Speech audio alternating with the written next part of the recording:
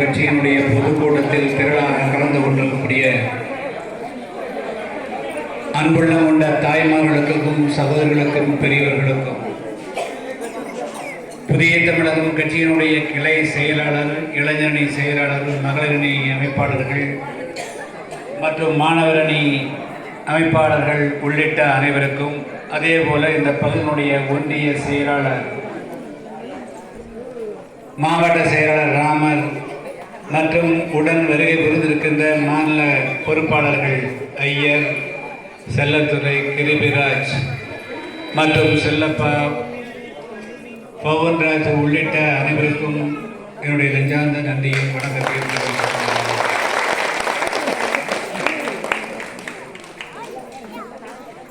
தென்காசி நாடாளுமன்ற தொகுதியில் நம்முடைய மாணவர் ஒன்றியம் இருந்த காலகட்டத்தில் அடிக்கடி உங்களை எல்லாம் சந்திப்பேன்.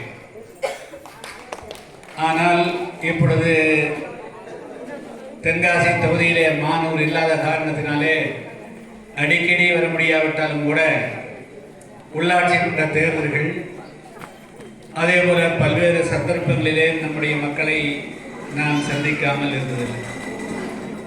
சில மாதங்கள், சில வருடங்களுக்கு முன்பு பிரான்ஸ் அருகிலே டாஸ்மாக் கடை சம்பந்தமாக ஒரு பெரிய பிரச்சனை வந்தது. உடனடியாக நம்முடைய நிர்வாகிகளை எல்லாம் அழைத்து அந்த பிரச்சனைக்கு மக்களோடு மக்களாக நில்லுங்கள் என்று அனுப்பி வைத்தோம்.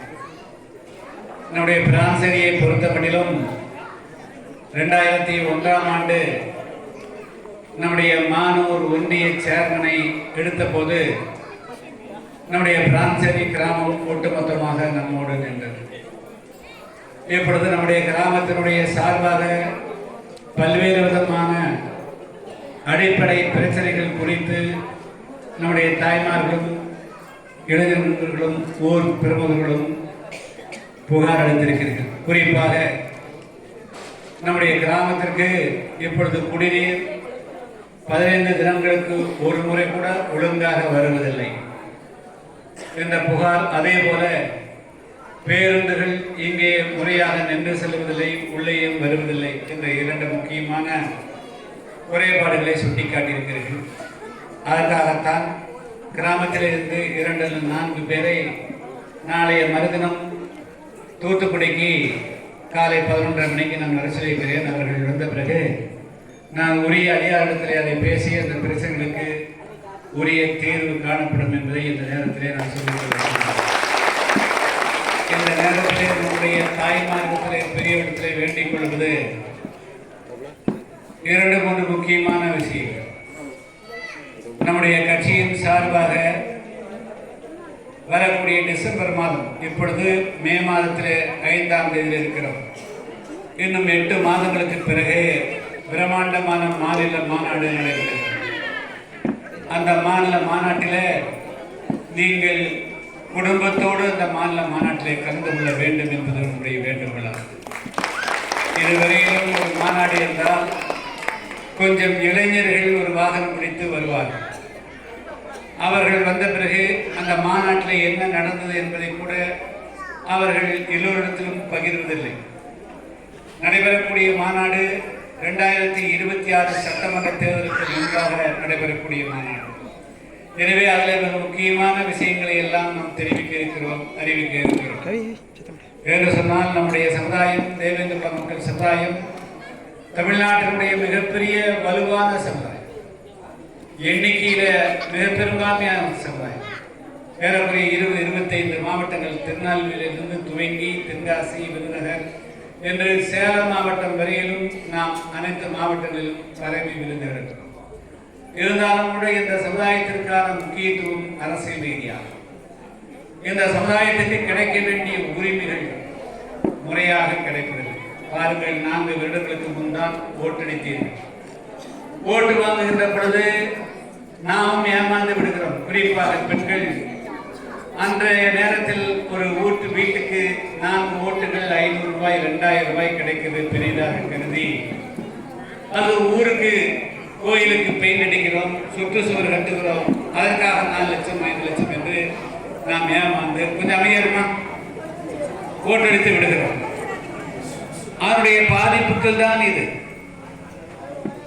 நான் சட்டமன்ற உறுப்பினராக இல்லாவிட்டாலும் கூட, நான் உங்களை அடிக்கடி வராவிட்டாலும் கூட, இந்த சமுதாயத்திற்கான எல்லா விதமான அம்சங்களுக்காக நான் போராடி வருகிறேன். உங்களுக்கு தெரியும், இளைஞர்கள், பள்ளி மாணவர்கள், கல்லூரி மாணவர்கள், படித்து ஏற்கனவே பள்ளிகளுக்கு சென்றவர்கள், கல்லூரிக்கு சென்றவர்கள், கடந்த காலங்களில் நம்முடைய சாதியை பள்ளர் என்று வைத்து எப்படியெல்லாம் கொச்சைப்படுத்தினார், எப்படியெல்லாம் தாழ்த்தினார்கள், இழிவுபடுத்தினார். அதன் காரணமாகத்தான் நம்முடைய பாரம்பரிய பெயர், பண்டைகால பெயர், தொழிலோடு சம்பந்தப்பட்ட பெயர் தேவேந்திர வேளாளர் என்று அந்த பெயரை அந்த பெயரை நான் கேட்டபோது எல்லோரும் கிண்டல் செய்தார். அது எப்படி பெயரை மாற்ற முடியும்? கள்ளர் கள்ளர் தானே, அதை எப்படி மாற்ற முடியும் என்றெல்லாம் இந்த சமுதாயத்தில் தலைவராக இருக்கக்கூடியவரோடு எடுத்து பேசினார். ஆனால் அதை பற்றியெல்லாம் கவலைப்படவே 2011-16 சட்டமன்ற உறுப்பினராக இருந்த நேரத்தில் சட்டமன்றத்துக்குள்ளும் அந்த ஜெயலலிதா இருந்தார், அவரை இடத்திலேயும் பேசினேன். அதே போல அதற்கு பிறகு எம்எல்ஏ இல்லாத நேரத்திலும் தொடர்ந்து சென்னையிலே மாநாடு, விருதுநகரிலே மாநாடு, திருச்சியிலே மாநாடு, டெல்லியிலே பேரணி, அதற்கு பிறகு 10,000 கிராமங்களில் உண்ணாவிரத போராட்டம் நீங்களும் கூட இருந்திருப்பீர்கள். அதற்கு பிறகு மீண்டும் மதுரையிலே தடையை மீறி ஊர்வலம் நடத்தி, அதுக்கு பிறகுதான் நாம கேட்ட, நான் எஸ்சியிலிருந்தே எங்களை விலக்கிடுங்க, வேண்டாம், ஒரே அடியாலிருந்து விலகி போயிடுறோம். நம்முடைய பெண்கள் அந்த கிராமங்களுக்கெல்லாம் போயிட்டு விடுதல், ஐயா இந்த எஸ்சிங்கிற பெயரை மட்டும் எடுத்து விட்டுருங்க. நாங்க தலையில ஒரு காய்கறி வித்தாவது பிழைச்சுக்கிறோம், ஒரு டீ கடை போட்டு பிழைச்சுக்கிறோம், ஒரு துணி கடை வச்சு பிழைச்சுக்கிறோம். எஸ்சினா எங்க போனாலும் தாழ்வாக பார்க்கிறார்கள், குறைவாக பார்க்கிறார்கள் என்று சொன்னனுடைய அடிப்படையில் தான் நான் இந்த கோரிக்கையை வைத்தேன். ஆனால் அதை இந்த பிஜேபி கவர்மெண்ட் செய்யுது. நம்ம பேரை மட்டும் மாத்தி விட்டு போட்டு பேசாம விட்டாங்க. சரி, அந்த பேரை மாத்துறதுக்கு கூட யாரு போராடுனா அது புதிய தமிழகம் தான் போராடுச்சு. இன்னைக்கு நம்முடைய பள்ளியில சான்றிதழ் வந்திருக்கு சொன்னால் அது புதிய தமிழகம். ஆனால் நம்முடைய முழு கோரிக்கை அதுவல்ல, நாம் இதிலிருந்தே முழுமையா விலகணும். சரி, எல்லாம் என்ன சொன்னாங்க, எஸ்சிலிருந்து விலகி போனா சலுகை போயிடும். டாக்டர் கிருஷ்ணசாமி எம்டி படிச்ச பண்ணிட்டாரு, மற்றவங்க எல்லாம் என்ன ஆகுதுன்னு கேட்டாங்க. சரி, இப்ப எஸ்சியில வச்சுக்கிறியே, எஸ்சியில எல்லா இடமும் கொடுக்குறியா? அதுல என்ன செஞ்ச 18% 3ஆ பிரிச்சு 60 கொடுத்தீங்க. சரி, அவனுக்கு 3% கொடுத்தோடு சரியில்லை, அவனை 3% கொடுத்துட்டு மீதிங்கிற 15%லையும் வா நீ அருந்தீரா வா வான்னு 18% அந்த ஜாதியை வச்சு நிரப்புறதுனால கடந்த 15 வருஷத்துல தேவேந்திர சமுதாயத்தை சார்ந்தவர்கள் ஒருவர் கூட ஆபீசர் போஸ்டுக்கு போகவே. நம்முடைய பெண்கள் இங்க எப்படி தெரியல, பல இடங்கள்ல இப்ப நமக்கான வேலை வாய்ப்புகள் சத்துணவு அமைப்பாளராகவோ அங்கன்வாடி அமைப்பாளராகவோ வேறு எங்கேயோ வேலை கிடைக்காதனால துப்புரவு தொழிலாளர்களோடு போறோம்னா நிலைமை எப்படி சேர சோழ பாண்டிய அம்சமாக இருந்தவர்கள், இந்த நாட்டை 300-400 வருஷத்துக்கு ஆண்டவர்கள் இன்னைக்கு எங்கே நிலம் போகுது? துப்புரவு தொழில் கொண்டு இன்னைக்கு இந்த ஸ்டாலின் அரசு, இந்த திமுக அரசு கொண்டு வந்து இதோடு நாம் இப்படியெல்லாம் ஏமாந்து இருந்தால் தேர்தல் நேரத்தில் 500 தான் பெருசு, 1000 தான் பெருசுன்னு இருந்தால் இந்த சமுதாயம் நாம் மீட்டே எடுக்க முடியாத அளவுக்கு பின்னிக்கும்.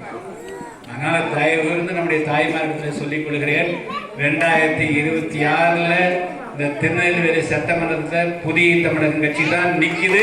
நீங்கள் எல்லாரும் ஒற்றுமையாக நின்று ஒன்று கூட மாறாம நீங்க.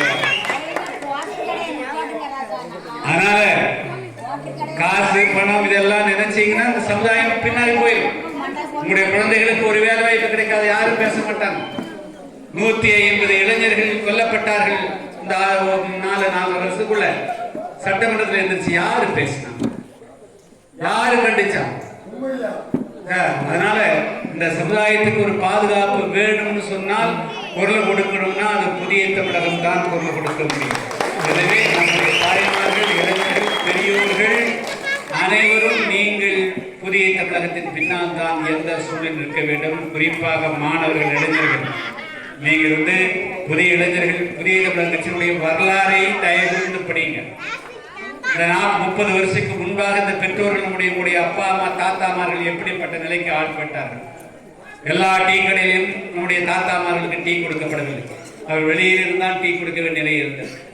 எல்லாருக்கும் சமமா டீ கிளாஸ் கொடுக்கல, பெஞ்சில் உட்கார விடல, பஸ்ல பயணிக்க விடல. இத்தனை சமுதாய கொடுமைகள் எல்லாம் எப்பொழுது தீர்த்து வைக்கப்படுது என்று சொன்னால் 1995 கொடியம்மன் நிகழ்ச்சிக்கு பிறகு நாம் ஊராக வந்து புதிய தமிழர் கட்சி உருவான பிறகுதான் உங்களுக்கு சமத்துவம் சகோதரமாக இருக்கிறது. எனவே அப்படிப்பட்ட ஒரு சமுதாயத்தை மீண்டும் பின்னுக்கு தள்ளக்கூடிய ஒரு சூழ்நிலை இருக்கிறது. எனவே நீங்கள் விழிப்போடு இருங்கள், எச்சரிக்கையாக இருங்கள், ஒற்றுமையாக இருங்கள். தயவு கொண்டு ஒரு குண்டூசி முனையாளருக்கு கூட வேறு இயக்கங்களுக்கோ வேறு கட்சிக்கோ வாய்ப்பு கொடுத்து விடாதீர்கள். நீங்கள் ஒற்றுமையாக இருந்தால் நிச்சயமாக இமயத்தினுடைய அதாவது எவரெஸ்டுடைய சிகரத்தை அடைவது போல வரக்கூடிய 2026 ஆட்சியிலும் அதிகாரத்திலும் நாம் பங்கு வகிப்போம்.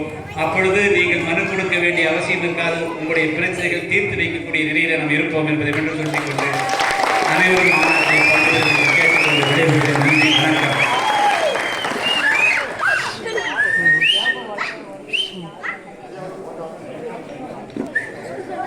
புதிதாக இளைஞரணி செயலாளராக பொறுப்பேற்றிருக்கிற நவீன் அவர்கள் டாக்டர் ஐயா அவர்களுக்கு பொன்னாடை அணிவித்து வருகிறார்.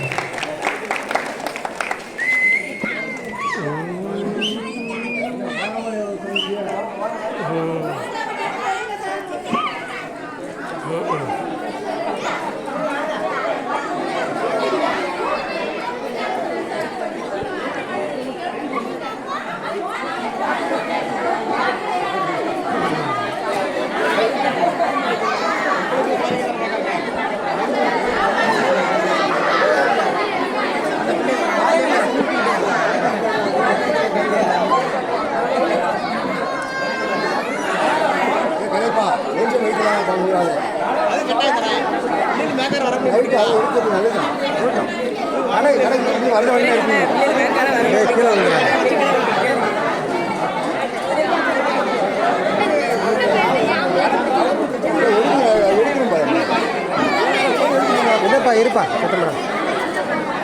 இந்தா